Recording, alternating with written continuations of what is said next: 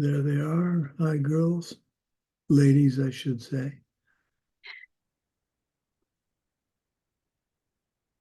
So, well, let's go ahead and get started. Oh, I need to get my translation interpretation. Well,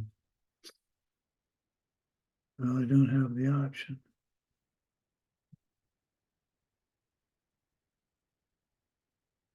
I don't see interpretation. It's available there now, dearest teacher. There we go. Okay. Well, excuse me.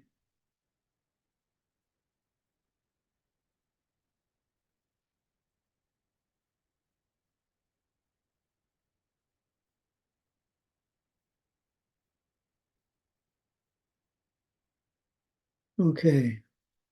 Let's make I have to shut my door. Hang on a minute.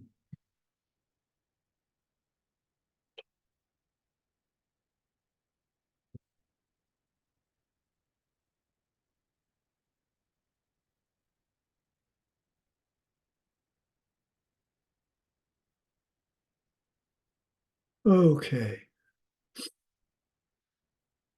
For those of you that was concerned, this is not a bandage. My arm sticks to the top of my desk, so this stops that from happening. It's tough being me, let me tell you. Okay. Let's offer the mandala. Here is the great earth, filled with the smell of incense and covered with a blanket of flowers. The great mountain, the four continents, wearing a jewel of the sun and the moon. In my mind, I make them the paradise of the Buddha and offer it all to you. By this deed, may every living being experience the pure world.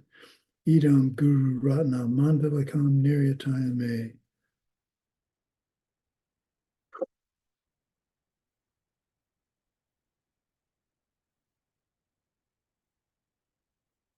I go for refuge to the Buddha, Dharma, and Sangha until I achieve enlightenment. By the power of the goodness that I do in giving in the rest, may I reach Buddhahood for the sake of every living being. I go for refuge to the Buddha, Dharma, and Sangha until I achieve enlightenment. By the power of the goodness that I do in giving in the rest, may I reach Buddhahood for the sake of every living being. I go for refuge to the Buddha, Dharma, and Sangha until I achieve enlightenment. By the power of the goodness that I do in giving in the rest, I will reach Buddhahood for the sake of every living being. Okay, let's start off as we normally do with rejoicing. Let's see, who's going to go first? Svetlana, what do you have to rejoice in? Hello, Venerable Sumati. Hello, everyone. I would like to rejoice in my joyful efforts, like as I observed today when I was asked to do some task in my job. I was not nervous, or I didn't have many negative thoughts like why me, or again you are asking me something, but I just decided and did it and added some additional explanations so it would be easier to comprehend. And I tried to make it joyfully with interest. So I would like to rejoice in it so that in the future I can get detailed, easy for comprehension explanations of some important stuff for me. Good. What's your job again? Data analytics, like data analytics. Oh, well, very good. Excellent. That's exactly how to do it, to make these kind of things happen in your future life, whichever life that's going to be. Excellent. Okay, let's go. Yevgeny, what do you have to rejoice in?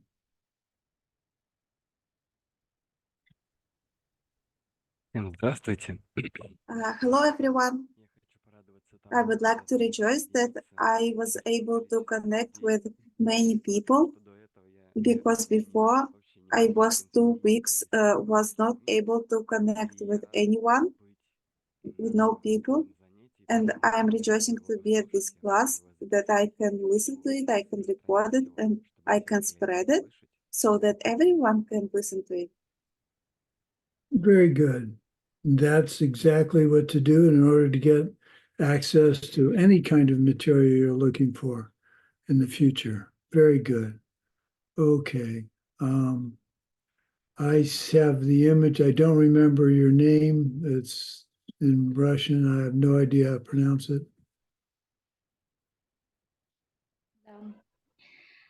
Добрый вечер. Ну, и я вот тоже хочу как бы порадоваться и думала, чем... Good evening. I also would like to rejoice, and I was thinking what I will tell, and I'm rejoicing that I'm coming to this class and don't watch it in the recording. And how do I pronounce her name? Любовь, it is translated as love. Любовь. Lubov. Lubov? Okay. I'll try and remember. Okay, that's it. I'm glad you could join the class and do it in live instead of recording. So good to have you here. Okay, Katya, you're up. Hi, hello everybody. My rejoice is that during May, I did all my meditations all the month. So I'm very happy that I meditate every day during May. Very good. Very good. Proud of you. Now do it every day in June. Yes, month by month. That's the way to approach it. Okay. Sheila, how about you? Hi, everybody. I rejoice that we did the homework of our death, and we did in family with my father also, and each one said what we want to have to happen when we die, and it was very, very good, the activity we did yesterday in the afternoon. Very good. Should somebody write it down? Yes. Yes. Excellent. How did you say your dad was okay with doing it? Yes, he liked the homework. He's very grateful about that. How about your mom? Yeah, also, she No, our mom died 20 years ago, Oh, but her wife also was present, and we also can listen what she said, very good. what she wanted. Doesn't it feel good to know that that's behind you and you know now? Doesn't that give you a certain comfort? Yes. It was difficult to do the exercise, but it was very good when we finished to talk about the death. That's a very powerful thing you've done. Very powerful. And that's something I wish everybody would do when it's calm and there's no fear or acrimony or there's no serious health issue. You can just sit down and calmly think about it. So very good. I rejoice and you're rejoicing. Okay, Jackie, you're up. Thank you. Dearest friends, angels, I truly deeply appreciate your kindness to listen last week when I was sharing of a friend that was in great need. And I really thank you for your gifts of your thoughts and your care. And I feel very grateful for this opportunity to be able to be the support for my friend. And thank you so much collectively. You're beautiful angels, and I truly, truly value and appreciate you so much. You're so kind and helpful and caring. And I wish to see that we can all receive the support, that we can be the support for others when it's needed, that we can step in for being out of comfort zone and finding the challenges and jumping in and trying to be as joyful as possible to see that no one deserves to be in suffering, and facing difficult circumstances, but we can be there for them and help them. Thank you so much. Well, you're welcome. Thank you for the opportunity to help somebody else. It's always a powerful gift to receive. So good for you. Okay. So today's class is quite interesting. We cover some topics that I've wondered about for quite a while. So let's see if Geshe Michael can answer these questions for us. So what about seeds in other people? There's a famous question that comes up: do other people exist? It's a very important question because you would get very lonely if they didn't. If you believe everyone is coming from your mind, it is true that you're like Canal Reeves in The Matrix. Master Dharmakirti wrote a book about it called Mind Stream of Another Person. He wrote a book called The Proof That Other People Exist. Boy, I'd love to read that book. He said other people do exist, and they are projected by you, and if they weren't projected by you, they couldn't exist. It has to be that way. You do project others outside of you and independent and as having free will. In the mind-only school, because objects are coming from your mind, there's nothing out there. The higher school says your mind is projecting them as out there. So yes, there's an object outside. I'm seeing all of you. You are out there. You are real. But you're real in the sense that you're my projection. And that's what makes you real, because you couldn't be there as a changing thing and be self-existent. So that's where it really takes belief in the concept of karma and emptiness to understand that, yes, I'm seeing Sheila and Katya and Lubov and Svetlana, and I'm seeing the big E for Yevgeny, and I'm seeing Jackie. You are all out there really, because you're coming from my projections, but you're not out there self-existently. And once you can get past that conundrum, then you live with it. I have the karma to see students that are very interested in studying the Dharma. I could have the karma to see people not interested in studying the Dharma, but that's not because they're self-existently not interested in studying the Dharma. It's because that's my karma ripening for that particular moment. So when you see someone do something wrong, when I see a former president speak lies, what I believe to be lies, it's coming from me. Oh, congratulations on the election of your new first female president. That's extraordinary. I wish her all the luck in the world. Thank you. Did you vote for her? No, we vote for Sochi, Or another woman. for the other woman, Oh, but it's fine to have a woman in the government. how's, how are the legislature, are the males handling this well? Or are they upset with the female being in charge? There was two candidates, women and one man. And in first place, Claudia, it's the new president, and in second, Sochi, it's the other female, and the third one with a little votes, a little bit of votes, it's a man. So the most of Mexican want to have a woman president. Yes, excellent. Oh, now will the second candidate get a post in this new government? Is that how it works, or will she not be involved in the new government at all? She's not Not involved. No. She'll be getting ready to run again 6 years from now. Yes. Yes. Yeah. Well, congratulations. That's a huge step for Mexico. Thank you. Okay, where was I? Oh, other people. Oh, former President Trump. If I'm upset at him, I have to be upset at me, because I'm the one who has the karma from my past deeds of lying and misleading people and thinking of myself only that has made the Donald Trump in my life. So if I don't want Donald Trump in my life anymore, I have to be honest. I have to think of others first, very strongly, and work on that very hard. And to say that it wouldn't happen in my lifetime is defeatist. I don't worry about whether the karma is going to ripen this life and next life or some future life. I worry about doing what's right now. So in whatever the future is, I have what I need.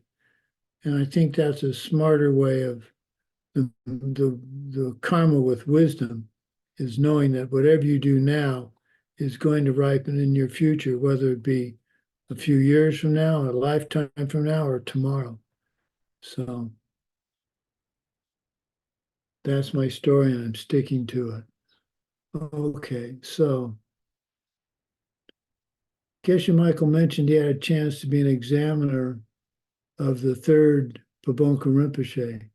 He asked him, do Buddhists perceive suffering? Because if they do, it implies they have ceased to suffer and wouldn't be a Buddha. He debated it with the reincarnation of Pabonka Rinpoche. And then the debate master said, that's it, you're not getting anywhere further. So let's finish it. So they went outside and continued the debate. A Buddha can perceive that a person perceives himself as a suffering person, but at the same time, he or she perceives them as an enlightened being. A person has the seeds to see themselves as a suffering being at the same time. Because the Buddha is omniscient, they can see the person sees themselves as suffering. So I like to think of it this way. Yes, the Buddha sees suffering, but it's not the same suffering we see. He sees the suffering with what I call wisdom. He knows that because he or she are omniscient, that the suffering will cease.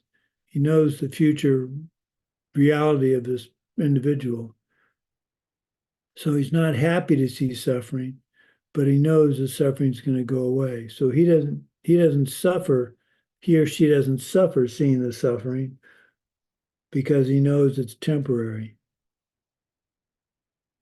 That makes sense to me. I'm not sure it makes sense to anybody else, but the important thing here is one thing. It's not a contradiction that you go into an enlightened mandala and see everybody as an enlightened being, but they don't see themselves that way.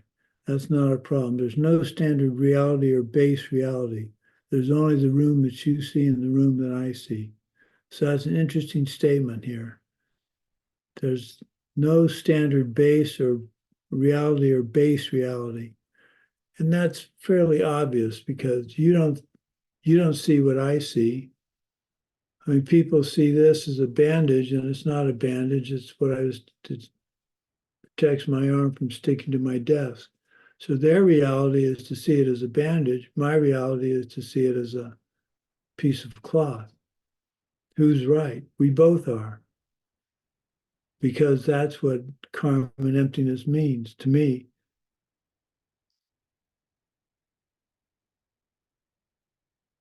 So another question. You said, Geshe Michael, you said we have stronger bad seeds and good seeds. With all this work of yoga and meditation, we make the good ones stronger, or no, we don't? The point that Pabonka Rinpoche was trying to make is that because of our low-level bad seeds, for instance, we don't kill people, but all day long we have low-level irritation. We're driving and a motorcycle guy cuts you off and you're annoyed at him. They go through your mind, these low-level irritations go through your mind like butterflies, random thoughts of irritation or anger. By thinking the guy on the motorcycle was a pain in the butt, that's a random thought, and we have them all day. But they're tiny seeds, but as we know, the seeds grow. And his example was someone gave him a bunch of wildflower seeds, and wildflower seeds, at least up here, are pretty tiny. So he threw them around the yard, and then there was a spring rain, and suddenly they're popping up everywhere. They covered the entire yard and choked off the roses he had planted. So bad thoughts are like those wildflowers. Whiny thoughts like it's too cold or too hot, they determine where we go after we die. That's what he was saying. So how do we make good seeds stronger? That's a typical question a beginning Buddhist would ask. And that's a legitimate question. How do we make them stronger? Pamonka Rinpoche mentions several ways: motivation, action, and conclusion. When you do your good deed with these four, they will strengthen. Choose carefully who you do the good action for. Helping a doctor is helping more than somebody else necessarily. The kindness towards your parents is considered even stronger. The kindness towards someone who has taught you anything. A person in an emergency, kindness to a person in an emergency.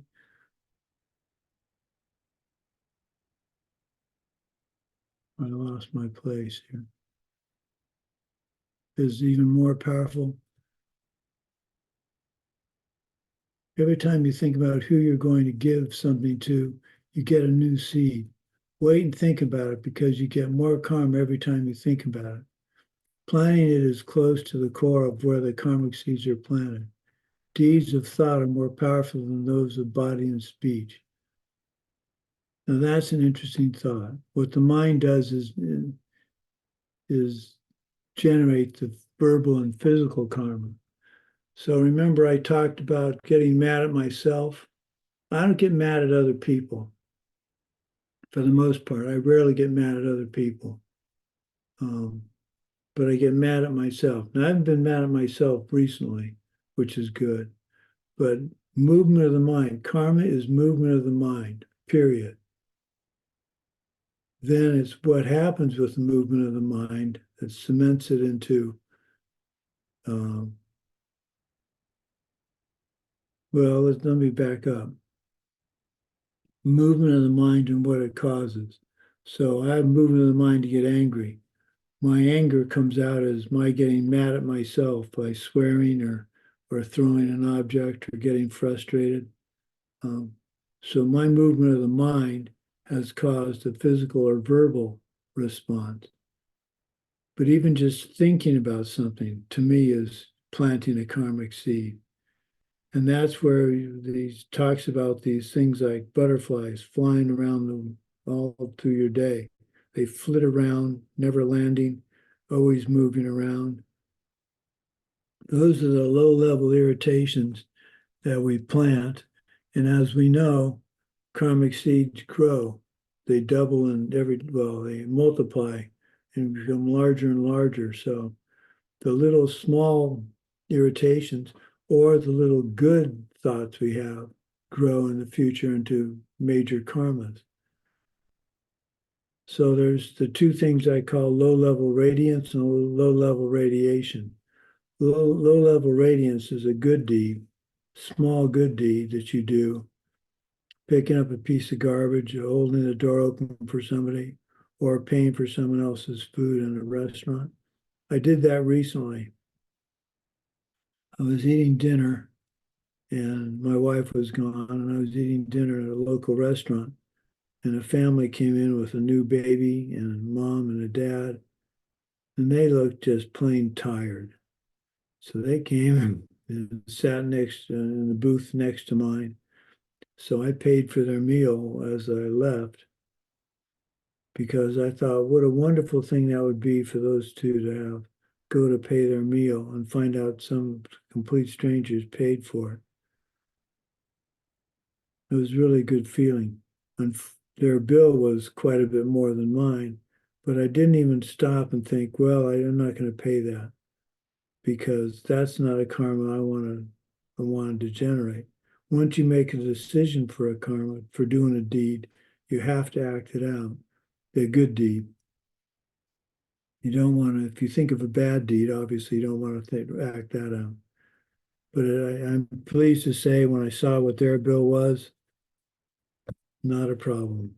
Paid it right away and put a generous tip down too. Okay.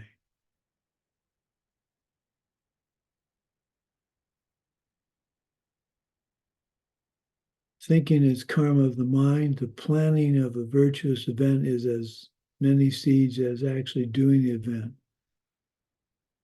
You get the karma of planting, but you have to do it to get the karma of planting, the complete karma of planting. It's good to have money and help other people. Generosity, there are 3 levels of giving. You see someone needs money, you give them money, like refugees. Level 2 is teaching them a skill so they can earn money.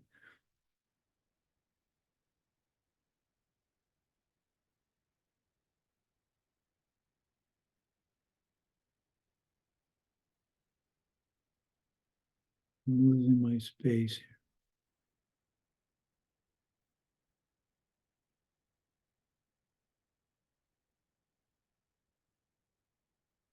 The most fun and powerful way to make a good deed stronger is called tarto. That's the rejoicing. That's rejoicing. Think of rejoicing as watering the good seed. You've done a good deed, you stop and you think about how with karma and emptiness, what that good deed's going to mean to you personally in the future, what it's going to mean to the individual. So again, I'm projecting you, so I do a good deed to help you, but you're my projection. So how does that work? Because you're my projection, I can do a good deed toward you. If you weren't my projection, I couldn't. Now that sounds kind of circular and confusing, but I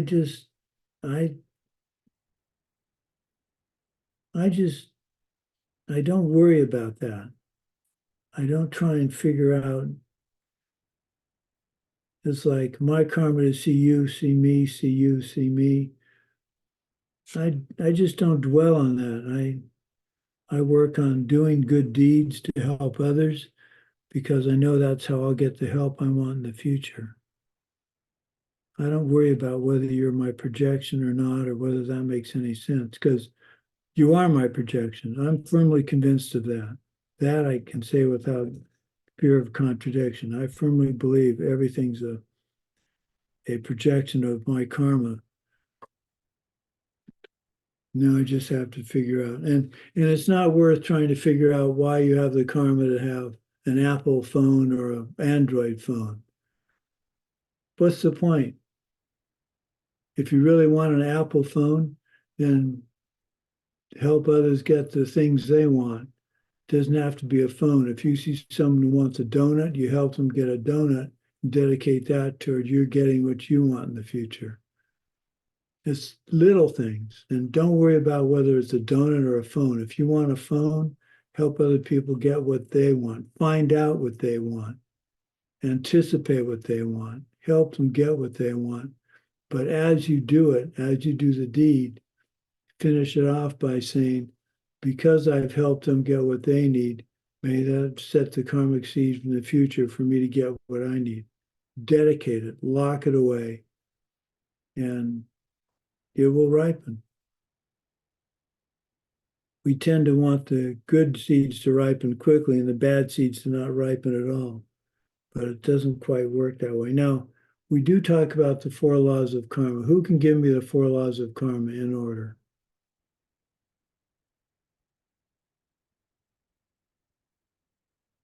Oh, come on, you guys know this. Katya, I'm going to put you on the spot. What are the 4 laws of karma?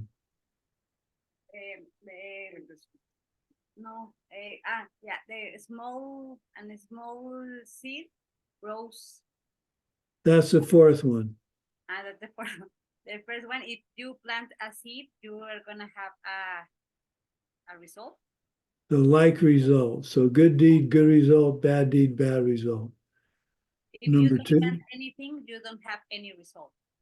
Right. So, okay, the first one is good deed, good result, bad deed, bad result. The second one is it grows over time. The third one is if you don't do it, you don't get the result. And the fourth one is what we're going to talk about now. The fourth one is that it has to ripen. Now, there's a slight contradiction in that statement because there are 2 things we can do that stop a seed from ripening. One of them's a good deed and one of them's a bad deed. If I get mad at a bodhisattva and I don't know who is a bodhisattva, so basically I can't get mad at anybody. If I get mad at a bodhisattva, I can destroy my root of virtue, which is lots of my good seeds. So when we say a karmic seed must ripen, unless it's destroyed by a bout of anger toward a bodhisattva. Now, that's the bad thing. What's the good one? The good one is if we do the 4 powers of purification, having done a bad deed, we can severely lessen its ripening, if not get rid of it completely. But that takes a lot of hard, good practice with the idea of the 4 powers of purification. Do you know can anybody give me the 4 powers of purification? The 4 powers of purification: refuge, so recognizing karma and emptiness in the situation; regret, intelligent regret, so being aware of, I made this mistake, owning up to the mistake, but not feeling the emotion so much behind it. So being kind to yourself. Restraint, coming up and recognizing that you want to place some sort of time limit within something that's reasonable, that you can achieve. So I won't get upset for the next half an hour. I'll be really conscious of how I behave, something like that, for example. Sure. Rather than something that's really a bit far-reaching, when you have to be realistic about what you can achieve and how you can change these habits just very slowly. And then remedy, coming up with an action plan to correct your mistake, maybe even just reading the Heart Sutra or something like that to purify. Good. Very good, Jackie. I would say the restraint. So Svetlana, you want to learn how to memorize things. So I would say your restraint practice could easily be, okay, I got mad. I'm sorry I got mad. I know what getting mad is going to do in the future. I don't want to get mad anymore. I'll set this restraint of I'm not going to get mad for the next hour. And my remedy is I'm going to learn another line of the source of all my good, or the 3 principal paths, or the Heart Sutra. That's a good way to get things like those things memorized, because you're always going to, at least I'm always going to have something like that to correct.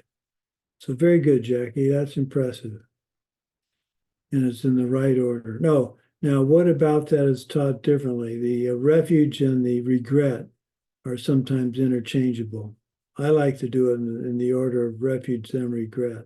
But sometimes you'll see it taught as regret, then refuge. The important thing is you're remembering all the steps. The sequence is obviously important, but the first 2 can be interchanged. Okay, so the powerful way to make a good seed stronger is rejoicing. Enjoying the action after you did it is the next step. It's not pride, it's rejoicing. After you do a good deed, go home and think about what a kindness it was. If in there is some ways that other people could observe what you're doing and want to do it too, that's flirting with bodhicitta, which is not a bad thing. If I were to use my knowledge to be highly successful, then others might try it as well. And they would try it, and others would try it, and others would try it. And pretty soon the world would be a much happier place. But that's because Geshe Michael's been rejoicing in other people's work and his work, not just being selfish. So if other countries, if China, if the United States, if Russia were thinking about, okay, what happened recently? Guatemala had a volcano eruption. Hawaii had a volcano eruption. What can we do to help those people, instead of thinking, oh, good deal, the United States has a terrible tragedy with a volcano going off in Hawaii. Gee, isn't that too bad? Versus, how can we help? To me, the key is, it should be, how can we help? And that's what's so disappointing now in the world.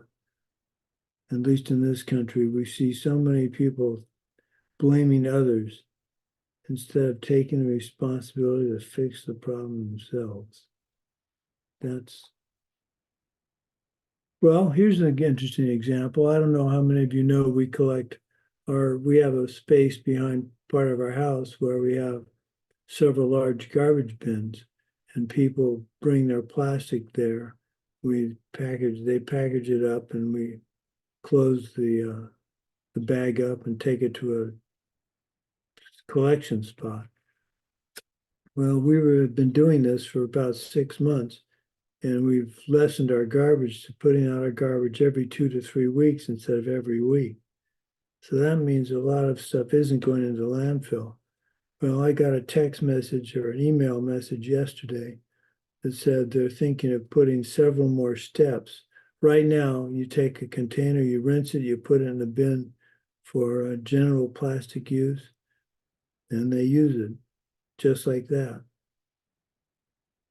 But they're thinking now of making you have to put the plastic in a different colored bag, and only those bags that are put into another collection container the correct way will be counted. And what they say as they're describing this is there's no website we can go to. So we're faced with the possibility of this recycling program being gone. And that saddens us greatly. But apparently the problem was, and this is an interesting problem, they had too much plastic raw material. We were too efficient in collecting the plastic. So how many times is that usually? Usually it's you don't get enough of something to make it worthwhile. But they had too much. We've had too much.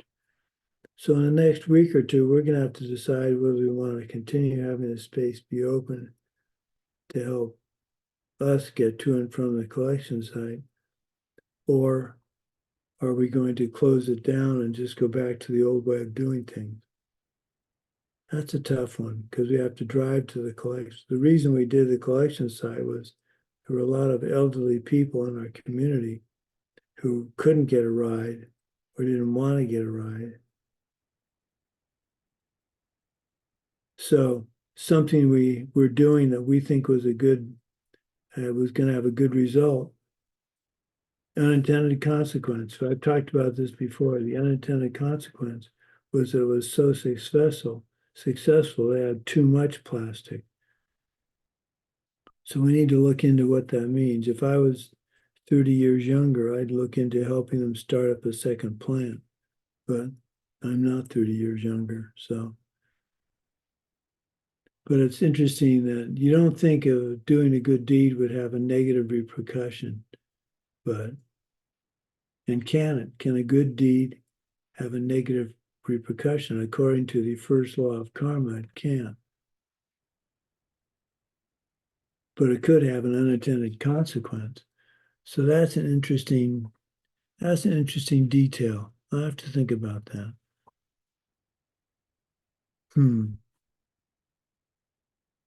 So unintended consequence. Well, that would mean your initial thought wasn't as purely kind as you thought, because buried within that was this unintended consequence. Yeah, I have to think about that. Need to write myself a note. Where am I?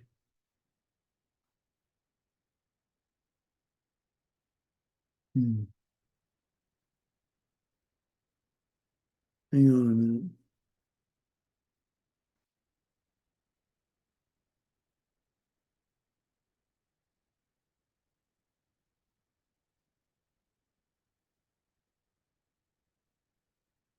I don't write these down, I forget them.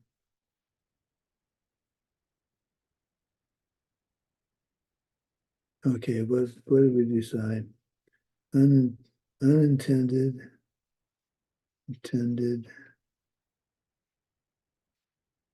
consequence.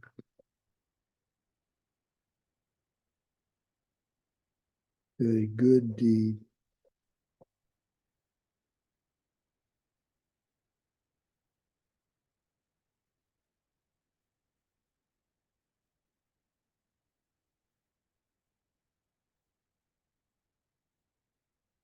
Good. That's a good question for the oracle. She'll be able to give me an answer right away. Okay.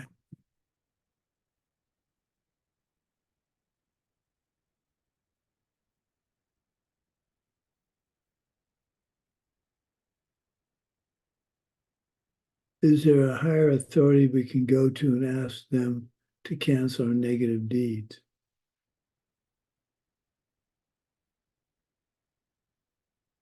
No. If Lord Buddha could have done that, he would have done that by now. So there are three forms of protection. The idea of the three jewels. It's not enough to say I go for refuge in the principles of Buddhism. We have to draw the proper conclusions about what things to do and what not to do. There's a line in the confession prayer, you should do what you should do and not what you shouldn't. That's pretty obvious.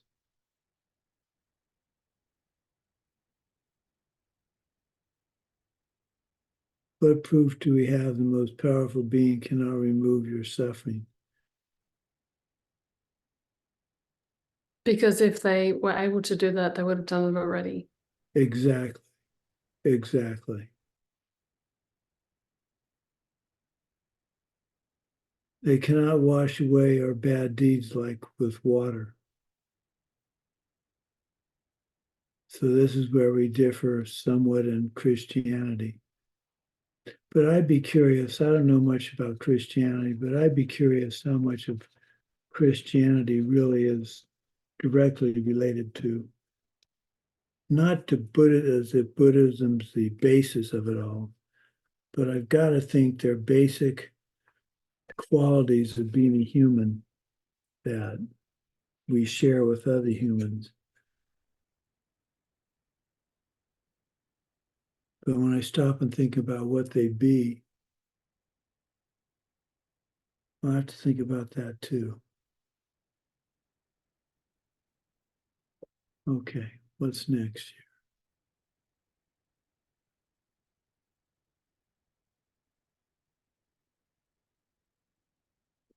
With all the talk from the first day to now, when we started talking about how fortunate we are up until now, is the first step of the LamRim, the step shared with those of lowest capacity.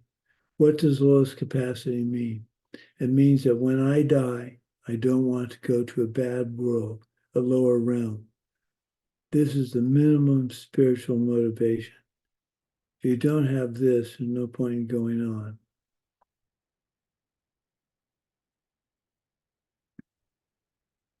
It means when I die, I don't want to go to a bad world when I die. Minimum spiritual motivation. When you move up, you don't lose this basic motivation. Let's see what it means by that.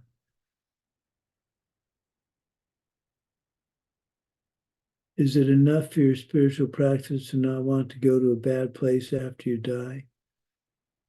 No. You might be okay for a lifetime or two, but when the seeds reassert themselves, you're going to suffer. It's not enough to cultivate enough goodness for a good life next time. When those seeds wear out, the others will assert themselves and you'll be back where you started. In countless lifetimes, you and I have achieved good places to be, and then we lost it.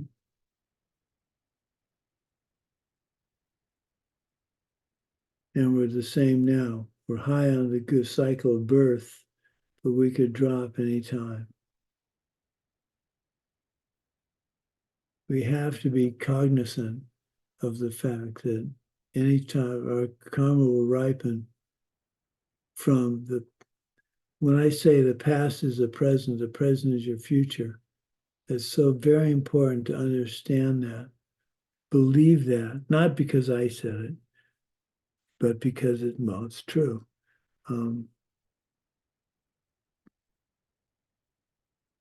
If you don't believe the path, well, how can I put this? Which comes first? I'm reacting to a situation in the present. By reacting to that situation in the wrong way, with the wrong motivation, I'm setting the seeds down the road for a problem to develop. If, however, I react with wisdom and say, okay, we need to do something with the watering system because not enough water is getting to that peach tree. That's very different than just saying, well, this isn't working, I give up. So you want to develop the habit of, if it's not working, why isn't it working? And this is part of the 7-part cause and effect we've talked about in the past. You have equanimity, then you want to treat all beings like your mother. You want to appreciate the kindness she gave you as your mother. Then growing up, vegetables and stuff like that. Now, at the end of that, they can be vegetarian and stop and you help them to another part of the meal. If they're not vegetarian, chances are they didn't come to your house anyway, because you weren't going to serve them what they consider to be good food. So you've got to keep in mind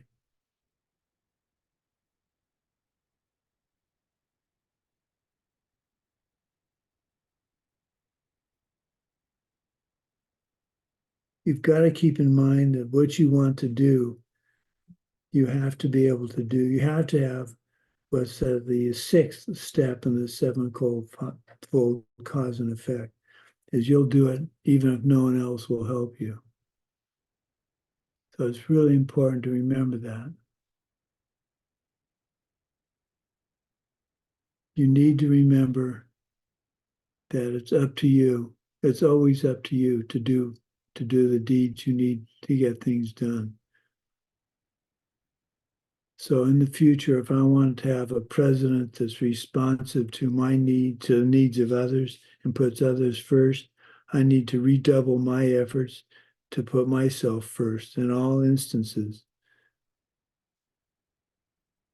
That's how I'm going to solve the problem of having someone who's president that I don't like.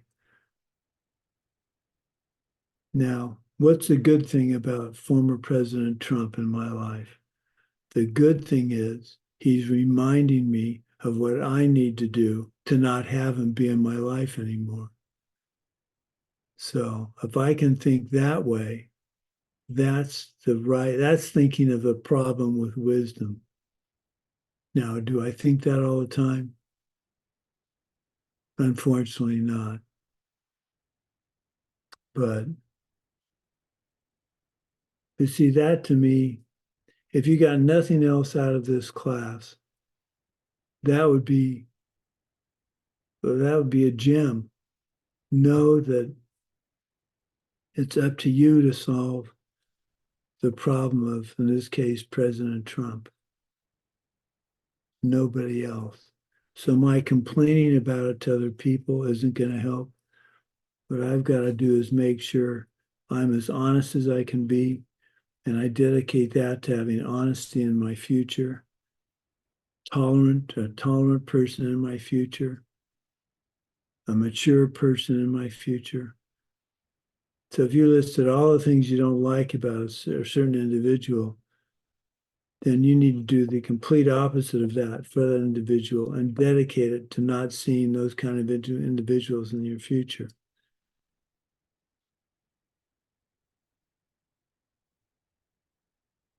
Okay, what else do I want to say?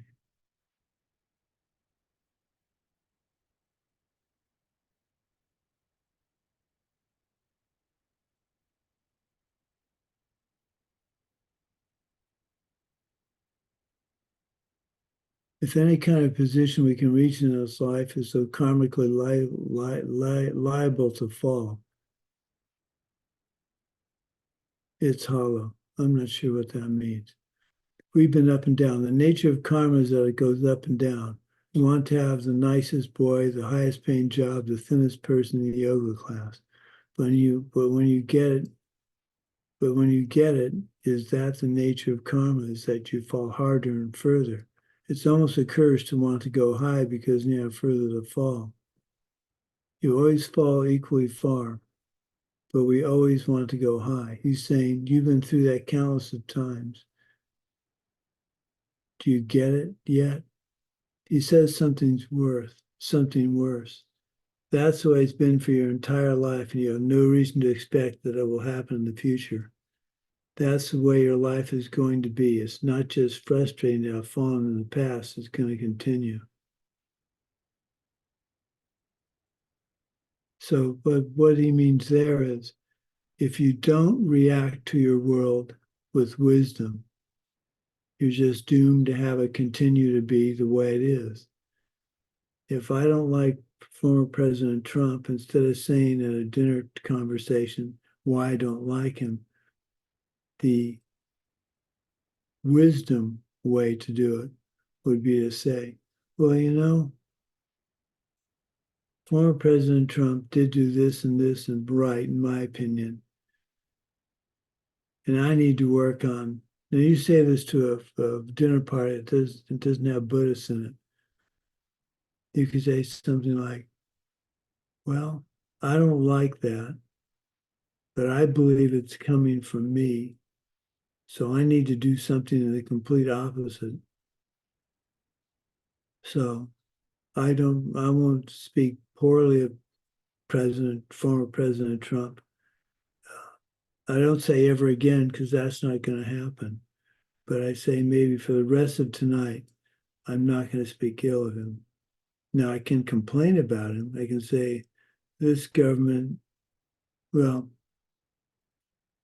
when we talk about this government, I think we need to look at the three. This is kind of going off into an American civics lesson, but we've got the judicial, the executive, and the legislative.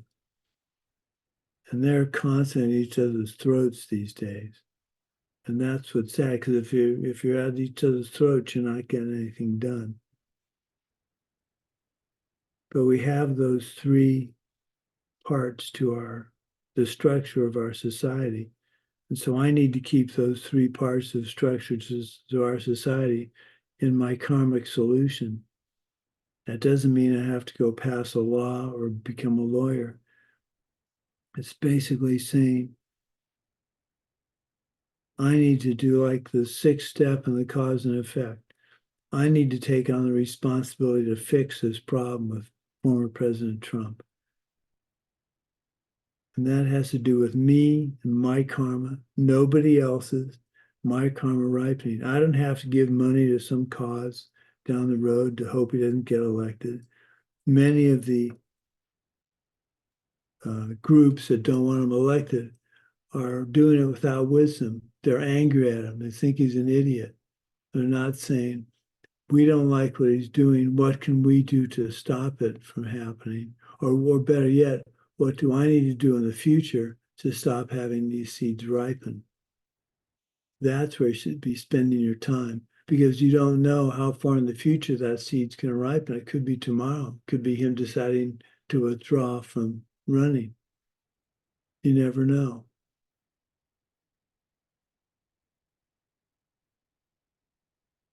What's next? Our notes here.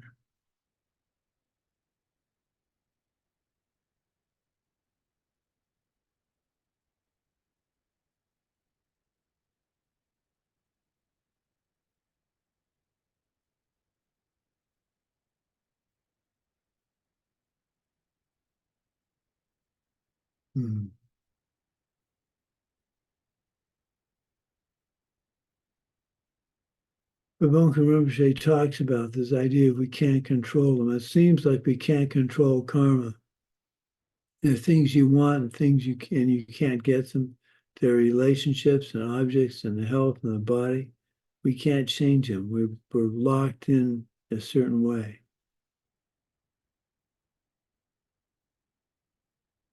But that's not really true. We can change them. We know, because we're not self-existent, we know that we can change our perception, but not just by going, I want to see infrared light instead of UV light or visible light. you need to set the causes for that to happen. And that's setting the causes for the direct perception of emptiness, which will allow you to have this complete cessation of mental afflictions. It doesn't mean you don't have them anymore in your mind. It means you don't react to them.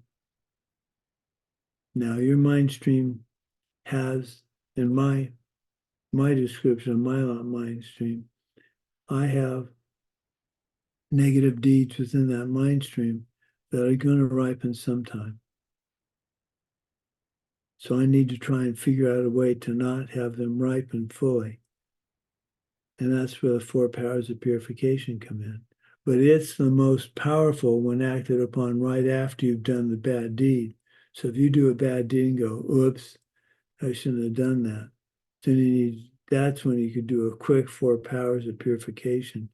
And you'd be surprised how nice your world turns.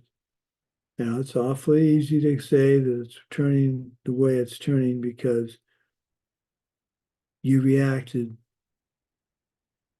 without wisdom.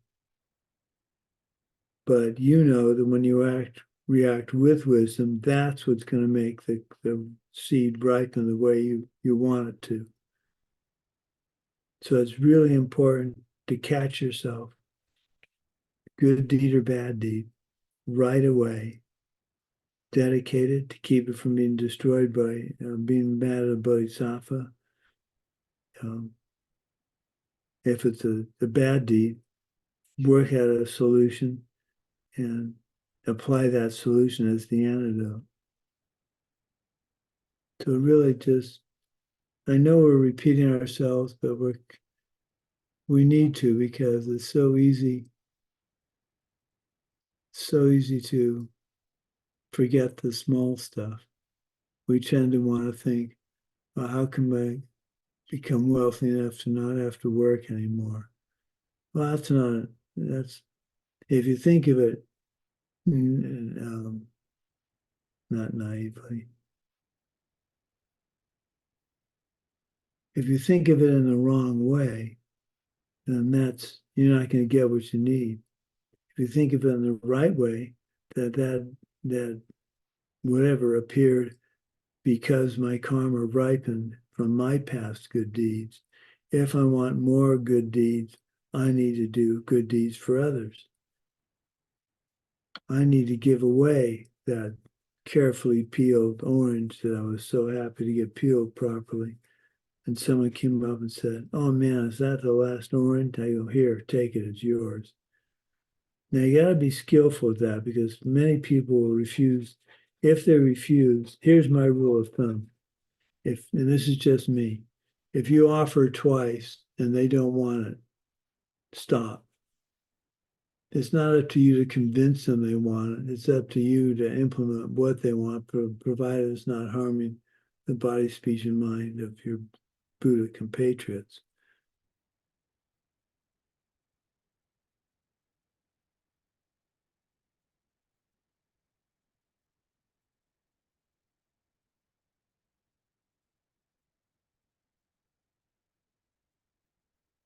So what did I call those? The 8.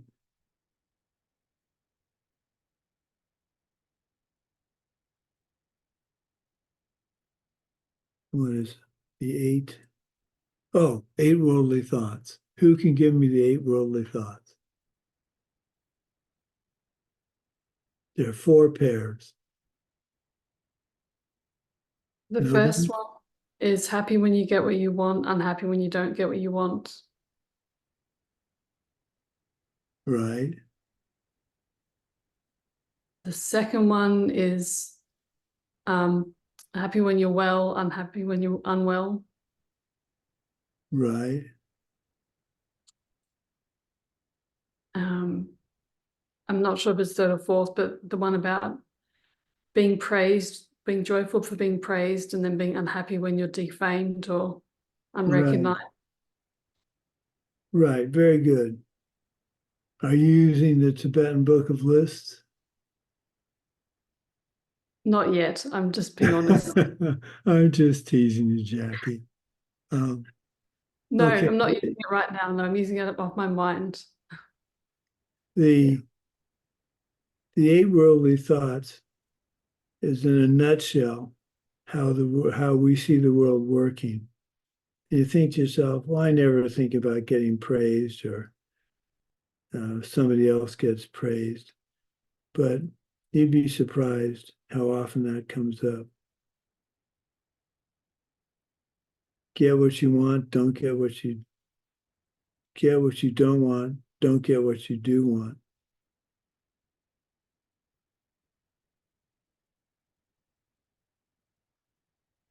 Yeah, no, I'm not gonna go that direction. That'll be another class. Okay. We need to learn a new way, a different set of rules for making these things happen that will apply to your body and everything. You're not stuck here, but you need to learn how. That should be your motivation when you do anything. It's just motivation you have to have. If you don't change something, you will lose everything. Come to teaching to learn another way of being, and then we can start. So Geshe Michael basically said everything in this class up until now has been preliminary. And what we're going to do is go to class 5 and see if we can continue to work on solving this problem for the various capacities. I like to think I'm a Mahayana practitioner, but I sometimes think I'm lesser capacity. And the trick here is to remember the lesser capacity doesn't want to be reborn in a lower realm. That's fine. Does the 10 virtuous deeds, that's fine. The medium capacity not only doesn't want to be born in the lower realms, they don't want to be reborn at all. That's fine. The greater capacity doesn't want to be reborn in the lower realms, doesn't want to be reborn in samsara, and wants to achieve enlightenment for the benefit of all beings. So it's not that the lesser capacity goes away if you're not a lesser capacity. It's when you want to become medium capacity, you're working on getting rid of the lower capacity problems. And the same goes for when you want to be the greater capacity, the greater way. So never catch yourself saying, well, that rule doesn't count because that's when I was lesser capacity. Don't catch yourself saying that. It's like the bonsai tree in the Bodhisattva room in the Source of All My Good meditation. The bonsai tree has roots, trunk, leaves, and branches. The roots are the freedom vow, the trunk are the bodhisattva vows, and the leaves and branches are the tantric vows. If you do not have good bodhisattva vow lifestyle, then you're not going to get the tantric teachings you need, nor will they work.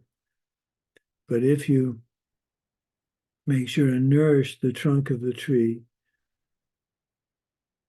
with the 10 virtuous deeds,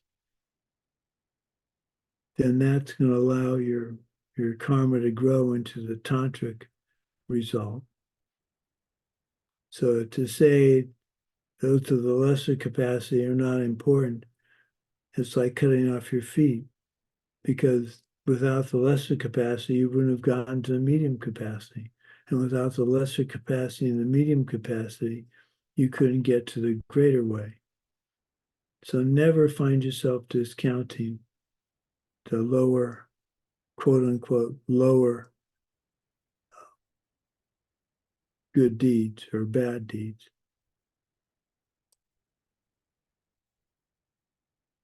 Okay. Do we have any questions? So yes, You're out there as my karmic seed ripening. You are real, you're there. To me. Now, if someone doesn't know you, and I mentioned Katya or Sheila or Jackie or Luba or Evgeny or Svetlana, did I mention everybody?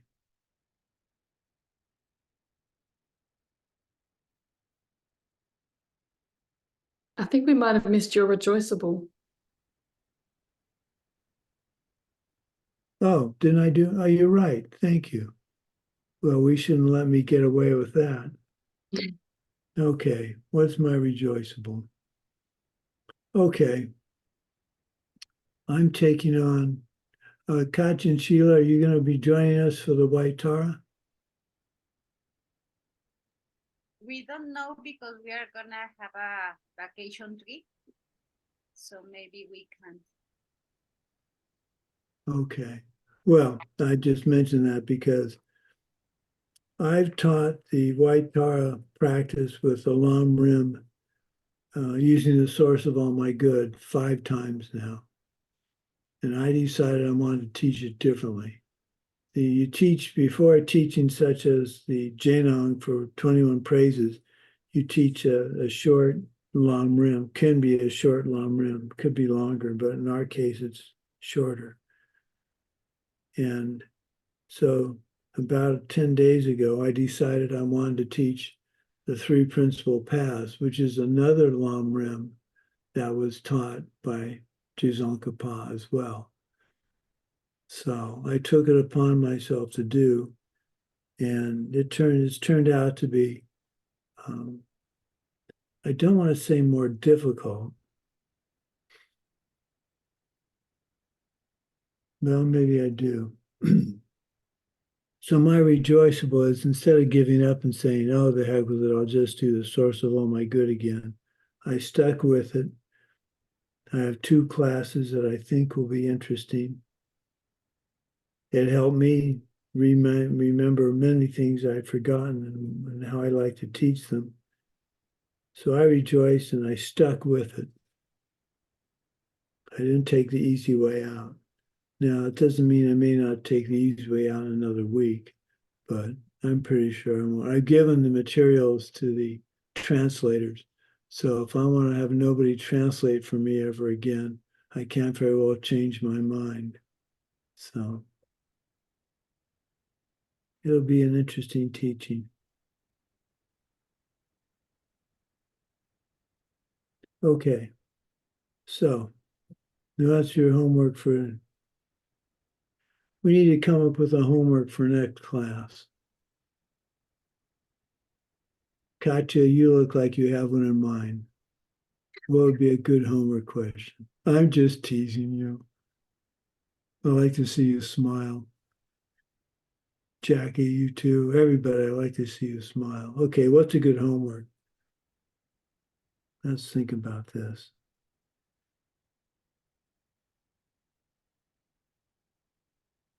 Okay, here's one.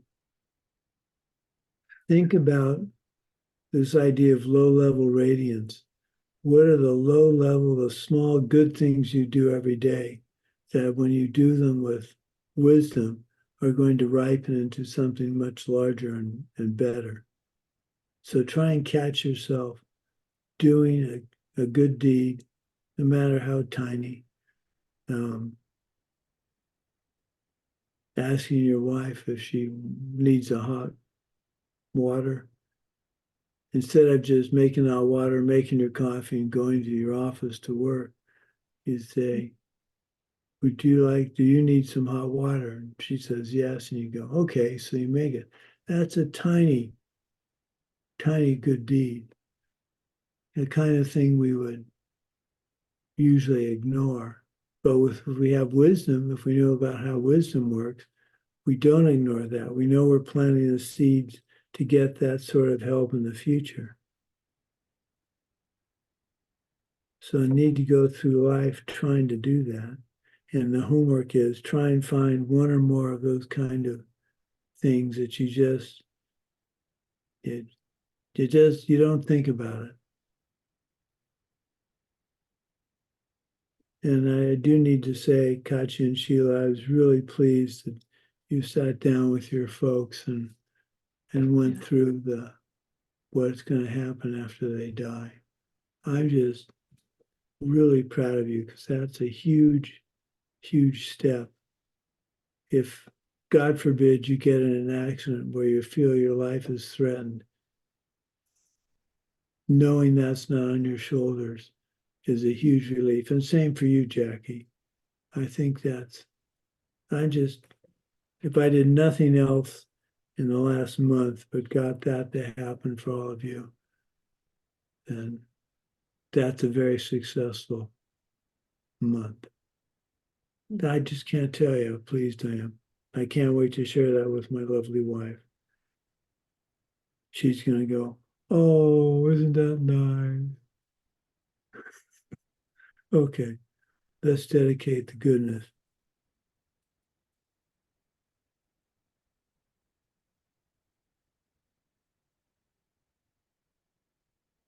Filled with wisdom and compassion today in the Buddha's presence, I generate the mind for full awakening for the benefit of all living beings. As long as space remains, as long as sentient beings remain, until then may I too remain to dispel the miseries of the world. May all sentient beings know happiness and the causes of happiness, and may I help them achieve this. May all sentient beings be free from suffering and the causes of suffering, and may I help them achieve this. May all sentient beings never be separated from the highest bliss, which is devoid of suffering, and may I help them achieve this. May all sentient beings come to rest in the great impartiality, which is free from attachment and aversion, and may I help them achieve this. And finally, may the source of benefit and goodness, the Dharma, spread and expand. May the beings upholding the Dharma have excellent health. May the source of happiness and well-being for all embodied beings, the Dharma taught by the Buddhas, always increase. And may the merit of my life and my practice be for the benefit of all my wonderful students and all the sentient beings in my world. Okay. Thank you, dear teacher. I hope that your therapy is going well for you with your movement. Well, it's early, but I'm doing it. Thank you for reminding me. I've got to finish my therapy. Okay. See you all on Thursday. And don't forget the 25th, we're not having class. Okay. Bye-bye.